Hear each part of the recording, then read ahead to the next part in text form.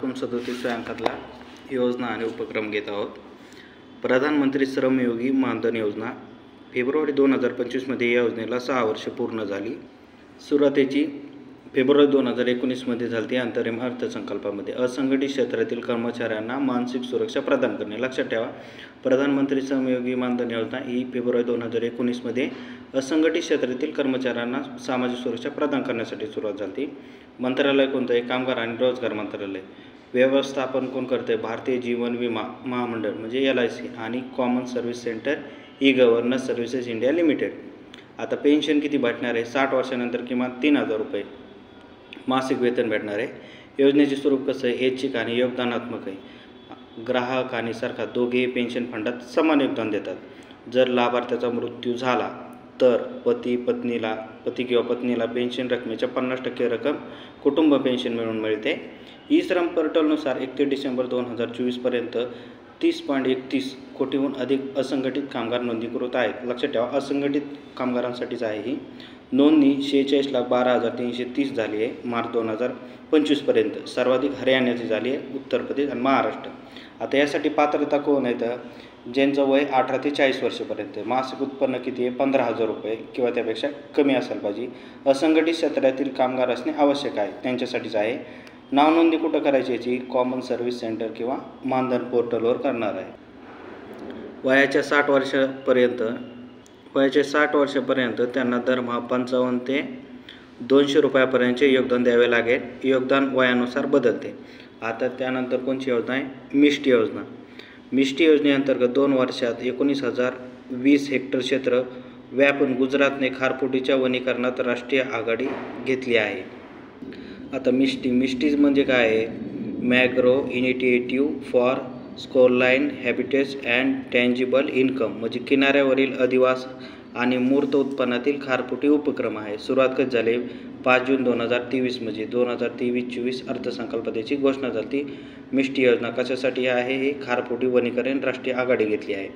तर उद्दिष्ट काय? निकृष्ट झालेल्या खारफुटी परिसंस्था पुनर्संचयित करणे आणि खारफुटीचे आच्छादन वाढवणे. हवामान बदल आणि समुद्र धूप यांच्या विरोधात किनारी लवचिकता मजबूत करणे. किनारी समुदायांसाठी पर्यावरणीय पर्यटन आणि शाश्वत उपजीविकेला प्रोत्साहन देणे. COP27 मध्ये 2022मध्ये इजिप्तमध्ये झाली. तिथं सुरू झालेल्या मॅग्रोन अलायन्स फॉर क्लायमेट अंतर्गत जागतिक मॅग्रोन संवर्धनाला पाठिंबा देणे.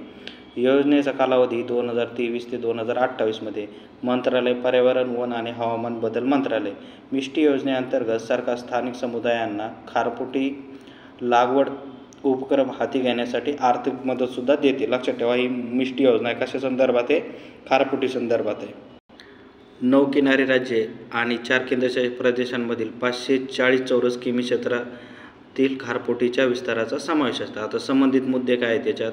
देशातील एकूण खारफुटीचे आच्छादन किती आहे? 4,991.68 चौरस किमी. देशाच्या एकूण भौगोलिक क्षेत्राशी प्रमाण 15% याचं खारफुटीचं. सर्वाधिक खारफुटीचं वने हे पश्चिम बंगालमध्ये आहेत. लक्षात ठेवा, जवळजवळ 42%. आणि महाराष्ट्रात खारफुटीचे वने 324 किमी आहेत म्हणजे 6.50%. आणि महाराष्ट्रात खारफुटीचं सर्वाधिक प्रमाण कोणत्या जर जिल्ह्यात विचारलं तर रायगडमध्ये आहे. आता पुढचं बघा, सागरमाला उपक्रमाला 10 वर्ष पूर्ण. सुरुवात कधी झाली? मार्च 2015मध्ये सागरमालाची. हा बंदरे, जहाजबांधणी आणि जलमार्ग मंत्रालयाचा प्रमुख उपक्रम आहे. उद्दिष्ट काय याचं? की पारंपरिक पायाभूत सुविधांनी युक्त वाहतुकीपासून कार्यक्षम किनारी आणि जलमार्ग नेटवर्ककडे वळून मालवाहतूक सुलभ करणे, खर्च कमी करणे आणि आंतरराष्ट्रीय व्यापार स्पर्धात्मक वाढवणे. सागरमाला कार्यक्रम हा सागरी अमृत काल व्हिजन 2047चा महत्त्वाचा आधारस्तंभ आहे. भारताच्या 7,500 किमी लांबीच्या किनारपट्टी आणि 14,500 किमी लांबीच्या संभाव्य जलमार्गाचा वापर करून देशातील आर्थिक विकासाला गती देण्याच्या हेतूने हा प्रकल्प राबवला जातो. कोणता? सागरमाला, ज्याला 10 वर्ष पूर्ण झाले. मार्च 2025 आहे. तो जहाजबांधणी जलमार्ग प्रमुख उपक्रम आहे. आता त्याच्या खाली आहे स्माईल योजना. आता ही आहे केंद्रीय सामाजिक आणि मंत्रालयाने भीक मागणाऱ्या लोकांसाठी 2022मध्ये स्माईल योजना सुरू केली. कधी? 2022मध्ये. कोणी? भीक मागणाऱ्या लोकांसाठी. या कार्यक्रमाने आतापर्यंत 81 प्रमुख शहरे आणि गावांमध्ये 9,958 व्यक्तींची ओळख पटवली आहे. त्या तुलनेत 2011च्या जनगणनेत देशभरात 3.72 लाख भिकारी असल्याची नोंद झाली. स्माईल म्हणजे काय? सपोर्ट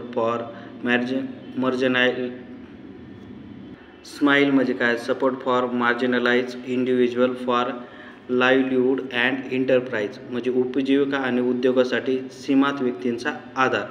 आता भीक मागण्याच्या कृतीने गुंतलेल्या व्यक्तींची ओळख पटवणे, प्रोफाईल तयार करणे आणि त्यांच्या संमतीने त्यांचे पुनर्वसन करणे हा या योजनेचा पहिला घटक आहे. ट्रान्सजेंडर व्यक्तींचे सक्षमीकरण करणे हा या योजनेचा दुसरा टप्पा आहे. आता लक्षात ठेवा, स्माईल योजना कुणासंदर्भात आहे? भिकाऱ्यांसंदर्भात रस्त्यावरील. आता राष्ट्रीय शून्य गोवर रुबेला निर्मूलन मोहीम ही केंद्रीय आरोग्य आणि कुटुंब कल्याण मंत्री जगत प्रकाश नड्डा यांनी 24 एप्रिल 2025 रोजी जागतिक लसीकरण सप्ताहाच्या पहिल्या दिवशी राष्ट्रीय शून्य गोवर रुबेला निर्मूलन मोहीम 2025-26चा शुभारंभ केला. हे 2026पर्यंत गोवर आणि रुबेला निर्मूलन करण्याच्या भारताच्या ध्येयाकडे एक महत्त्वाचे पाऊल आहे. कधीपर्यंत? 2026पर्यंत.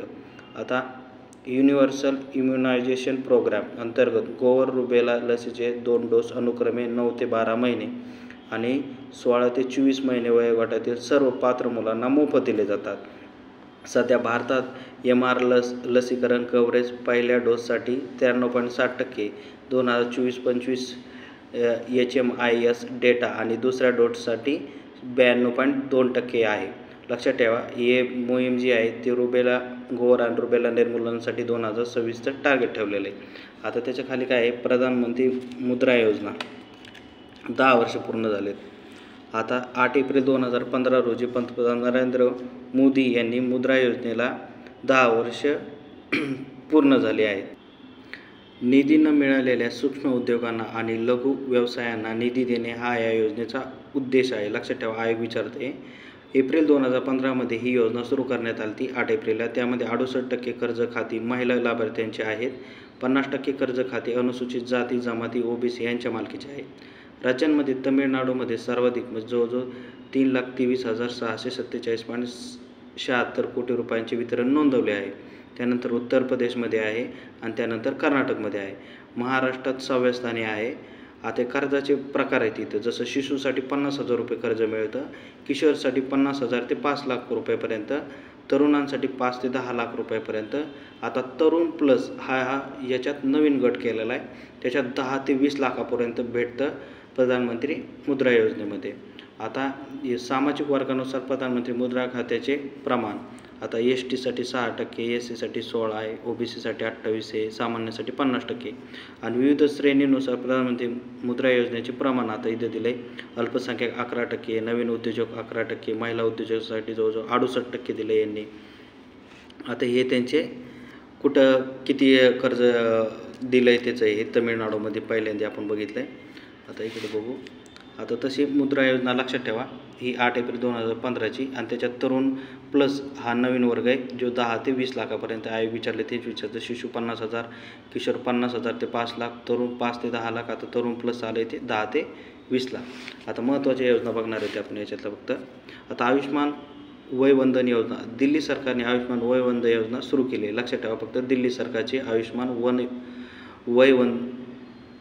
वयवंदन योजना सुरू केली. 70 वर्षे आणि त्याहून अधिक वयांच्या दिल्लीतील प्रत्येक नागरिकाला फक्त आधार कार्ड आणि दिल्लीचे रहिवासी असल्याचा पुरावा सादर करून आयुष्मान वयवंदन कार्ड मिळू शकते.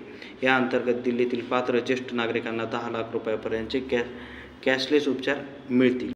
आता AI किरण उपक्रम आहे. AI किरण ही भारतातील आर्टिफिशियल इंटेलिजन्स म्हणजे AI मध्ये महिला नेतृत्वाला प्रोत्साहन देण्यासाठी सुरू केलेली एक राष्ट्रीय चळवळ आहे. कोणची?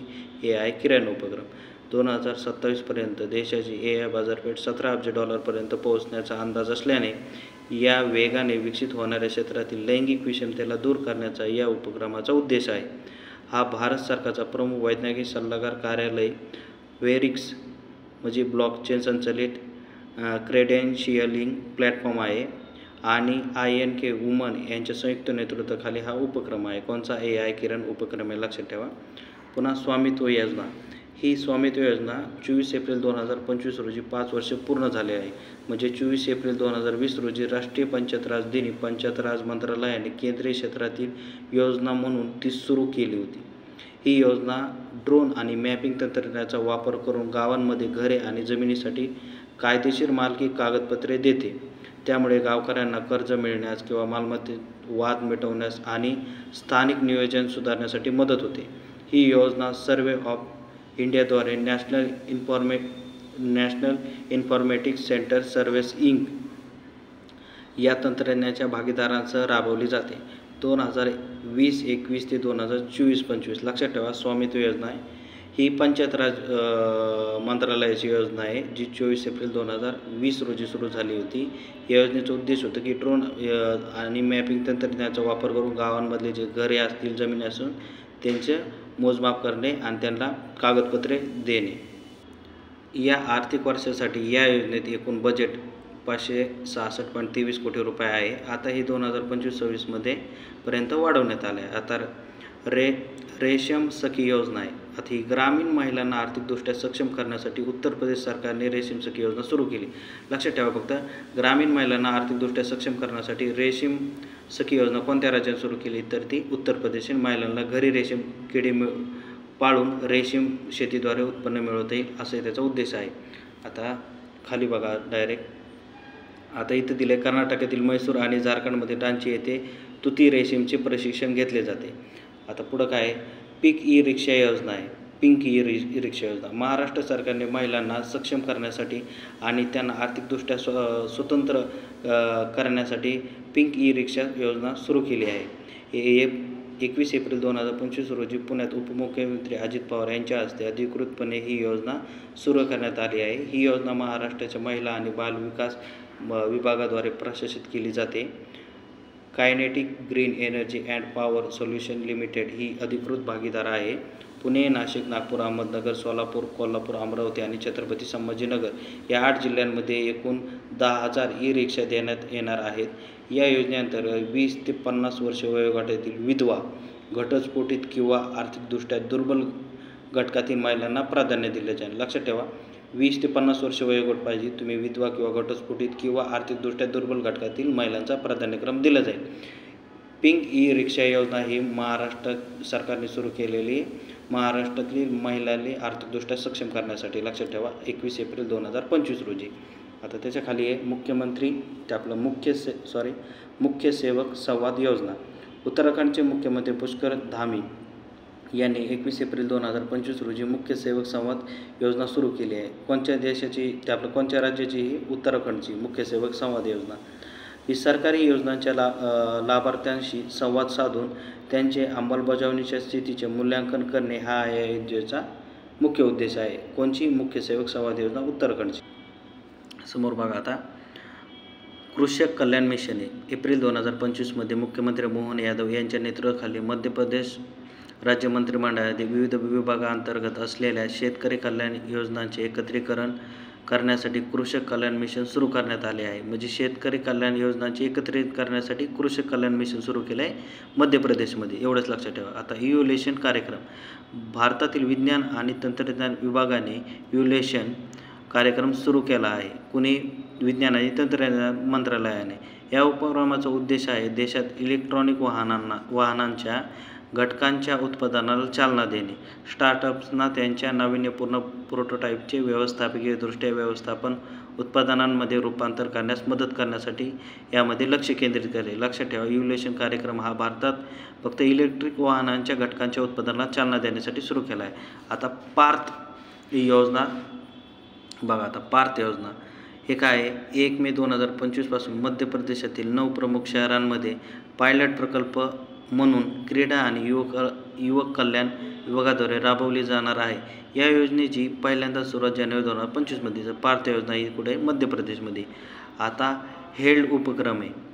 केंद्रीय गृहमंत्री अमित शहा यांनी 19 एप्रिल 2025 रोजी जागतिक यकृत दिन देशभरात यकृताच्या आजारावर उपचार करण्यासाठी हेल्ड उपक्रम सुरू केला आहे. लक्षात ठेवा हे देशभरात यकृताच्या आजारावर उपचार करण्यासाठी हेल्ड कार्यक्रम सुरू केला आहे.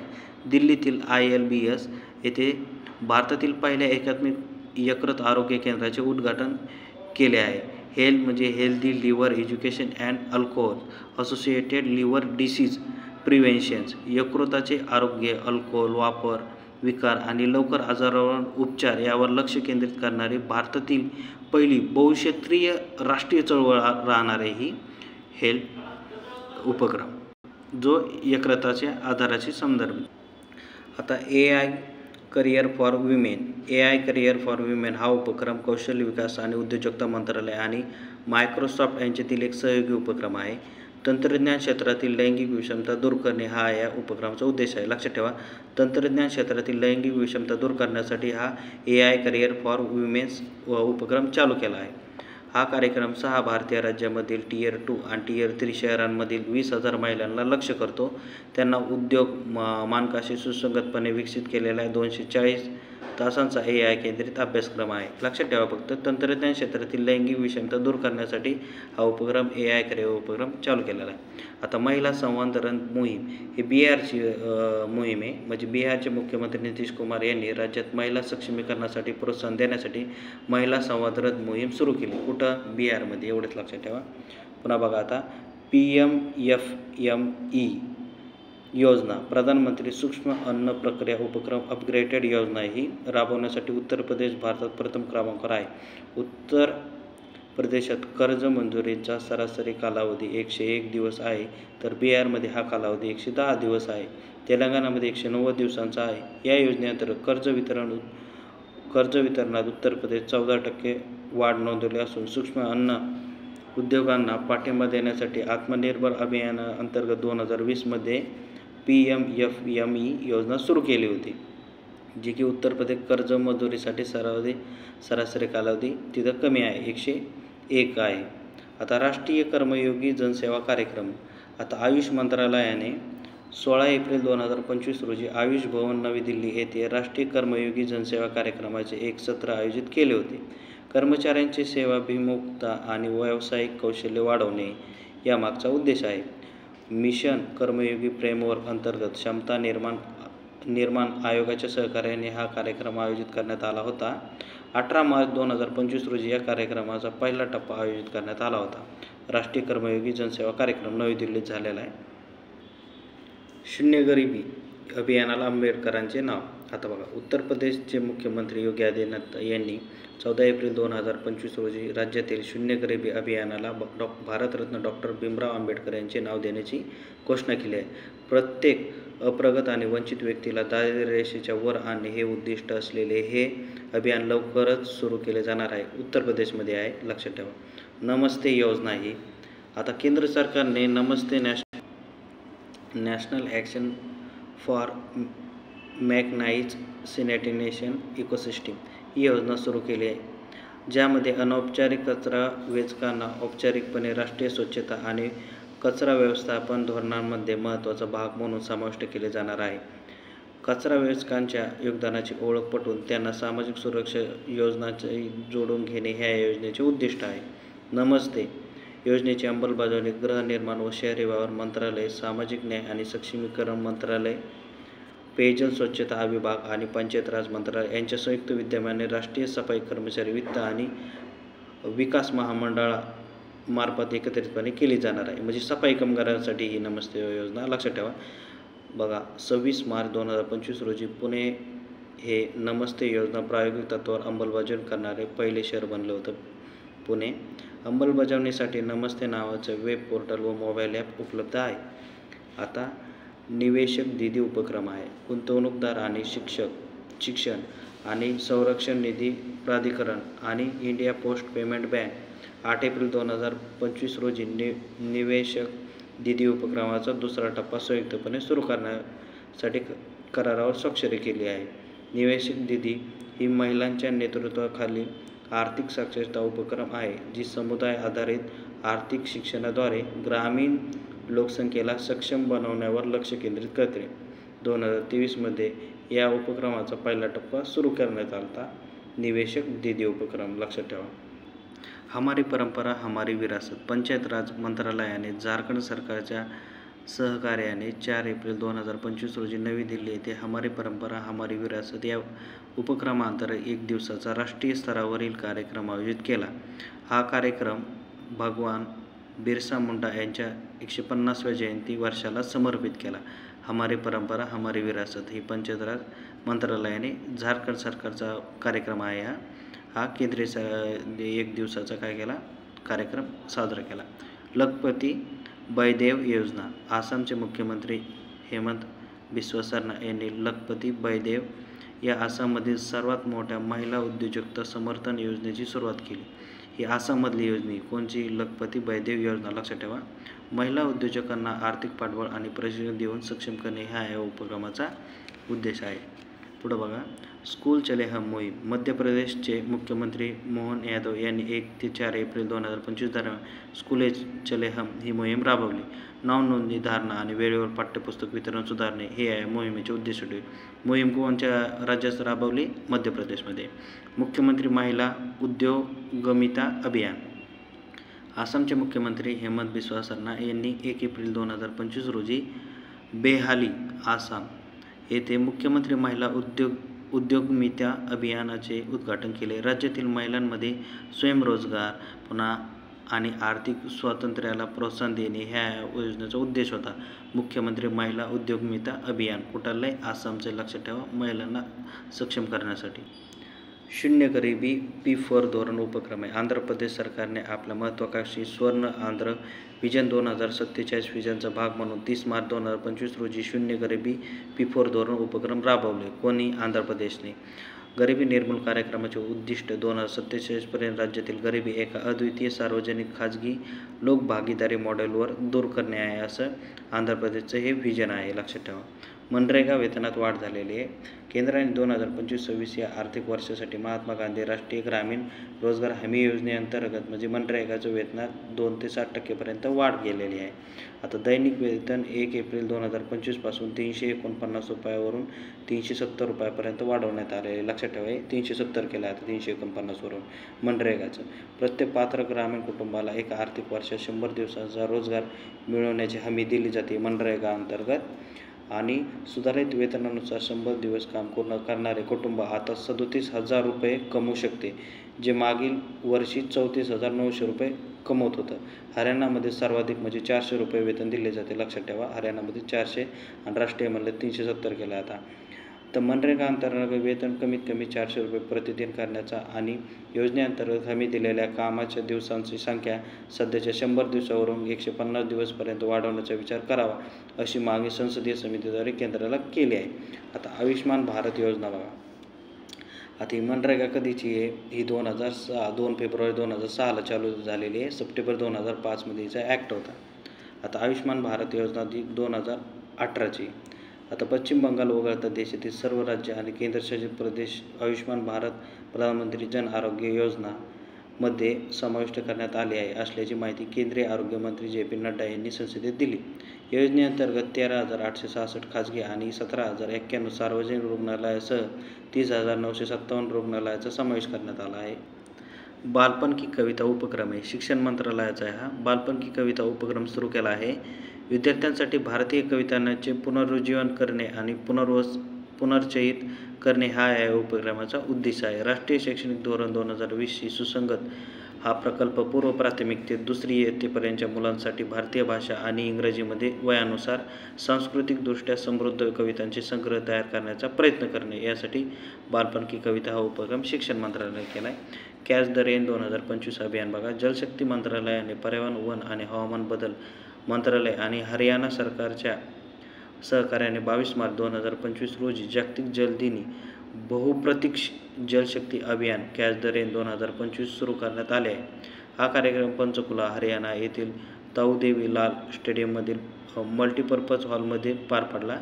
समुदायाच्या सहकार्याने आणि नाविन्यपूर्ण धोरणांद्वारे जलसंवर्धन आणि व्यवस्थापनावर भर देणे हे यामागील उद्दिष्ट आहे. जलसंचय आणि भागीदारी जनजागृती की ओर अशी या मोहिमेची थीम आहे. लक्षात द्यावा. कॅच द रेन हे अभियान कुणाचं? जलशक्ती मंत्रालयाचे, पर्यावरण, वन, हवामान बदल मंत्रालय आणि हरियाणा सरकारच्या सहकार्याने राबवलं जाणार आहे. आता पंतप्रधान सूर्यघर योजना बघा. पंतप्रधान सूर्यघर योजनेत 10,09,000 घरांवर सौर ऊर्जा प्रकल्पाची उभारणी सुरू झाली असून महाराष्ट्र दुसऱ्या स्थानावर आहे. राज्यात 1,92,936 घरांच्या छतावर हे प्रकल्प उभारण्यात जाण्यात आले असल्याचे मुख्यमंत्री देवेंद्र फडणवीस यांनी सांगितले. पंतप्रधान नरेंद्र मोदी यांच्या नेतृत्वाखाली देशात पंतप्रधान सूर्यघर योजनेचा शुभारंभ 13 फेब्रुवारी 2024 मध्ये झाला. लक्षात ठेवा, पंतप्रधान सूर्यघर योजनेचा शुभारंभ 13 फेब्रुवारी 2024 मध्ये झाला. या महत्त्वाकांक्षी योजनेअंतर्गत 10 मार्च 2025 पर्यंत देशभरात 10.09 लाख सौर प्रकल्पाचे काम पूर्ण झाले असून हा ऐतिहासिक टप्पा ठरल्याचे बोलले जात आहे. देशात 2026 आणि 27 पर्यंत 1 कोटी कुटुंबापर्यंत ही योजना पोहोचण्याचे उद्दिष्ट आहे. सुरू कधी झाली? 13 फेब्रुवारी 2024 मध्ये प्रधानमंत्री सूर्यघर योजना. लक्षात ठेवा. सुधारित राष्ट्रीय गोकुळ मिशन. पंतप्रधान नरेंद्र मोदी यांच्या अध्यक्षतेखाली झालेल्या केंद्रीय मंत्रिमंडळाच्या बैठकीत 19 मार्च 2025 रोजी पशुधन क्षेत्रातील वाढीला चालना देण्यासाठी पशुधन क्षेत्रातील वाढीला चालना देण्यासाठी सुधारित राष्ट्रीय गोकुळ मिशनला मंजुरी दिली. लक्षात ठेवा, गोकुळ मिशन कशा संदर्भात आहे? पशुधन क्षेत्रातील वाढीच्या संदर्भात आहे. पुन्हा एकूण 3400 कोटी रुपयांची असून 15व्या वित्त आयोगाच्या 2021-22 ते 2025-26 या कालावधीत 1,000 कोटी रुपयांच्या अतिरिक्त खर्चासह योजनेची अंमलबजावणी केली जात आहे. पशुसंवर्धन आणि दुग्ध व्यवसाय विभागाने 2014 मध्ये राष्ट्रीय गोकुळ मिशन सुरू केले होते. त्याची ही सुधारित आवृत्ती. समर्थ इन्क्युबेशन प्रोग्राम. दूरसंचार आणि माहिती तंत्रज्ञान म्हणजे IT मध्ये नवोपक्रमाला चालना देण्यासाठी सेंटर फॉर डेव्हलपमेंट ऑफ टेलिकॉमने CDOC समर्थ इन्क्युबेशन प्रोग्राम सुरू केला आहे. कशासाठी? हे दूरसंचार IT क्षेत्रामध्ये केला आहे समर्थ इन्क्युबेशन प्रोग्राम. लक्षात ठेवा. समोरचा उपक्रम बघा, स्वायान उपक्रम आहे. इलेक्ट्रॉनिक्स आणि माहिती तंत्रज्ञान मंत्रालयाने ड्रोन फेडरेशन इंडियाच्या भागीदारीत स्वायान उपक्रमाचा भाग म्हणून 18 मार्च 2025 रोजी national innovation challenge for drone application and research सुरू केलं आहे. हे स्वायान उपक्रम आहे जे इलेक्ट्रॉनिक माहिती तंत्रज्ञानासाठीचं आहे. ड्रोन संदर्भात विज्ञानधारा योजना आहे बघा. भारत सरकारने विज्ञानधारा योजनेच्या निधीमध्ये 2024-25 मधील 330.75 कोटी रुपयावरून 2025-26 मध्ये 1425 कोटी रुपयांपर्यंत लक्षणीय वाढ केली आहे. वैज्ञानिक संशोधन, नवोन्मेषण आणि तांत्रिक विकासाला प्रोत्साहन देण्यासाठी 16 जानेवारी 2025 रोजी योजनेची सुरुवात केली होती. विज्ञानधारा योजना. आता लाडो लक्ष्मी योजना बघा. हरियाणामध्ये मुख्यमंत्री नायब सैनी यांनी 17 मार्च 2025 रोजी लाडो लक्ष्मी योजनेची घोषणा केली. या योजनेअंतर्गत महिलांना दरमहा 2100 रुपये म्हणजे थेट आर्थिक मदत मिळणार आहे. म्हणजे आपल्याकडे जशी लाडकी बहीण योजना आहे तशी हरियाणामध्ये लाडो लक्ष्मी योजना सुरू केली. 2100 रुपये तिथं महिलांना मिळणार. राजीव युवा विकासम योजना. तेलंगणा सरकारने अनुसूचित जाती, जमाती, मागासवर्गीय आणि अल्पसंख्याक तरुणांना स्वयंरोजगारासाठी आर्थिक मदत देण्यासाठी राजीव युवा विकासम योजना 2025 सुरू केली. अनुदानासह 3 लाखापर्यंतचे कर्ज देणारी ही योजना उद्योजकता आणि आर्थिक स्वातंत्र्याला प्रोत्साहन देते. लक्षात ठेवा, राजीव युवा विकास योजना ही तेलंगणाची. पंतप्रधान इंटर्नशिप योजना आहे. केंद्रीय अर्थ आणि कॉर्पोरेट व्यवहार मंत्री निर्मला सीतारामन यांनी 17 मार्च 2025 रोजी नवी दिल्ली येथे पंतप्रधान इंटर्नशिप योजनेसाठी एक समर्पित मोबाईल ॲप लॉन्च केले. पंतप्रधान इंटर्नशिप योजनेची घोषणा 2024-25 अर्थसंकल्पात करण्यात आली होती. 5 वर्षात टॉप 500 कंपन्यांमध्ये कोटी तरुणांना इंटर्नशिपच्या संधी उपलब्ध करून देण्याचे उद्दिष्ट होते. हे पंतप्रधान इंटर्नशिप योजनेचं उद्दिष्ट होतं. समोरचे बघा, स्वदेश दर्शन योजना आहे. स्वदेश दर्शन योजनेच्या ढिसाळ अंमलबजावणीबद्दल लोकलेखा समितीने केंद्रीय पर्यटन मंत्रालयावर टीका केली होती. विषयगत सर्किटच्या माध्यमातून शाश्वत जबाबदार पर्यटन स्थळे विकसित करण्यासाठी पर्यटन मंत्रालयाने 2015 मध्ये ही योजना सुरू केली होती. ही 100% केंद्र पुरस्कृत योजना होती. स्वदेश दर्शन योजना 2015 मध्ये. आता पंतप्रधान सूर्यघर मोफत वीज योजना आहे. जगातील सर्वात मोठी घरगुती छतावरील सौर ऊर्जा उपक्रम असलेल्या पंतप्रधान सूर्यघर मोफत वीज योजनेने 10 मार्च 2025 रोजी 10 लाख घरे सौर ऊर्जेवर चालणारी करून एक ऐतिहासिक टप्पा गाठलेला आहे. कोणची योजना आहे? पंतप्रधान सूर्यघर मोफत वीज योजना आहे. आता नवीन आणि अक्षय ऊर्जा मंत्रालयाच्या माहितीनुसार या योजनेला आतापर्यंत 47.3 लाखाहून अधिक अर्ज प्राप्त झाले आहेत. ही योजना 12 सार्वजनिक क्षेत्रातील बँकांमध्ये 6.75% किरकोळ व्याजदराने 2 लाख रुपयापर्यंतचे तारणमुक्त कर्ज देते. भारतातील घरांना मोफत वीज पुरवण्याच्या उद्देशाने 15 फेब्रुवारी 2024 रोजी ही योजना सुरू करण्यात आली होती. त्यामुळे 1 कोटी कुटुंबांना दरमहा 300 युनिटपर्यंत मोफत वीज मिळणे आणि दरवर्षी, आता लक्षात ठेवा, पंतप्रधान सूर्यघर मोफत वीज योजना याची सुरुवात झालेली 15 फेब्रुवारी 2024मध्ये आणि याच्या अंतर्गत काय 1 कोटी कुटुंबांना दरमहा 300 युनिटपर्यंत मोफत वीज मिळेल आणि दरवर्षी 18,000 रुपयापर्यंत बचत होईल. या योजनेचा खर्च 75,021 कोटी रुपये आहे आणि तो 2026-27 आर्थिक वर्षापर्यंत राबवला जाणार आहे. आता 75-25 उपक्रम बघा. 17 मे 2023 रोजी साजरा करण्यात आलेल्या जागतिक उच्च रक्तदाब दिनानिमित्त केंद्र सरकारने 75-25 उपक्रम सुरू केला आहे. रक्तदाब दिनानिमित्त डिसेंबर 2025 पर्यंत उच्च रक्तदाब आणि मधुमेहाचे ग्रस्त असलेल्या 75 दशलक्ष व्यक्तींना प्रमाणित काळजी प्रदान करणे हा या उपक्रमाचा उद्देश आहे. 5 मार्च 2025 पर्यंत एकूण 42.01 दशलक्ष व्यक्तींनी उच्च रक्तदाबावर उपचार घेतले आहे, तर 25.27 दशलक्ष व्यक्तींनी मधुमेहावर उपचार घेतले आहे. त्याच्यासाठी हा उपक्रम कोणता आहे? 75-25 उपक्रम आहे. अमृत सरोवर मोहीम. आता बघा, अमृत सरोवर मोहीम देशातील पाणी टंचाईच्या गंभीर समस्येवर उपाय शोधण्यासाठी उद्देशाने केंद्र सरकारच्या अमृत सरोवर मोहिमेचा एक भाग म्हणून भारतीय रेल्वे तलाव खोदणार आहे किंवा त्यांचे पुनरुज्जीवन करण्याचे महत्त्वाकांक्षी ध्येय ठेवून आझादी का अमृत महोत्सवाचा एक भाग म्हणून 24 एप्रिल 2022 रोजी अमृत सरोवर मोहीम सुरू करण्यात आली. ऑक्टोबर 2024 पर्यंत 68,000हून अधिक तलावांचे काम पूर्ण झाले आहे. ग्रामीण विकास मंत्रालयाच्या नेतृत्वाखालील ही मोहीम राबवली जाते. लक्षात ठेवा, अमृत सरोवर मोहीम ही 24 एप्रिल 2022मध्ये सुरू करण्यात आली. पाणी टंचाईच्या समस्येवर उपाययोजना शोधण्यासाठी किंवा तलावाचं खोदकाम करण्यासाठी. आता बघा, महिला समृद्धी योजना. दिल्ली सरकारने 8 मार्च 2025 रोजी महिला समृद्धी योजनेला मंजुरी दिली. या अंतर्गत शहरातील दारिद्र्य रेषेखालील कुटुंबातील महिलांना दरमहा प्रत्येकी 2,500 रुपये म्हणजे 2,500 रुपयांची आर्थिक मदत दिली जाणार आहे. या योजनेसाठी 5,100 कोटी रुपयांचा निधी वितरित करणार. लक्षात ठेवा, ही महिला समृद्धी योजना दिल्ली सरकारची आहे. आपली लाडक्या बहिणी योजनेसारखी तिथं 2,500 रुपये मिळणार आहेत. डॉक्टर भीमराव आंबेडकर वसतिगृह योजना आहे. डॉक्टर भीमराव आंबेडकर वसतिगृह योजना ही उत्तर प्रदेश सरकारने सुरू केली आहे. विद्यार्थ्यांना, विशेषतः अनुसूचित जाती SCच्या विद्यार्थ्यांसारख्या दुर्लक्षित समुदायातील विद्यार्थ्यांना निवासी सुविधा प्रदान करणे हा या योजनेचा उद्देश आहे. आता पंतप्रधान इंटर्नशिप योजना 2025. पंतप्रधान इंटर्नशिप योजनेच्या दुसऱ्या टप्प्याच्या अंतिम मुदत 31 मार्च 2025 पर्यंत वाढवण्यात आले आहे. कॉर्पोरेट व्यवहार मंत्रालयाचे उपक्रम आहे हा. भारतीय तरुणांना 12 महिन्यांची इंटर्नशिप प्रदान करणे हा या योजनेचा उद्देश आहे. 3 ऑक्टोबर 2024 रोजी सुरू झालेल्या PMCच्या पहिल्या फेरीत 6 लाखाहून अधिक अर्ज प्राप्त झाले होते. निवड झालेल्या इंटर्नलला मासिक 5,000 रुपयांची छायाचित्र आणि 6,000 रुपयांची वन टाईम आर्थिक मदत मिळेल. 21 ते 24 वयोगटातील किमान माध्यमिक शिक्षण पूर्ण केलेले किंवा डिप्लोमा पदवी असलेले उमेदवार या योजनेसाठी पात्र असतील आणि इंटर्नचा पंतप्रधान जीवन ज्योती विमा योजना आणि प्रधानमंत्री सुरक्षा विमा योजनेअंतर्गत विमा कव्हर मिळेल. समोर बघा, प्रोजेक्ट नमन.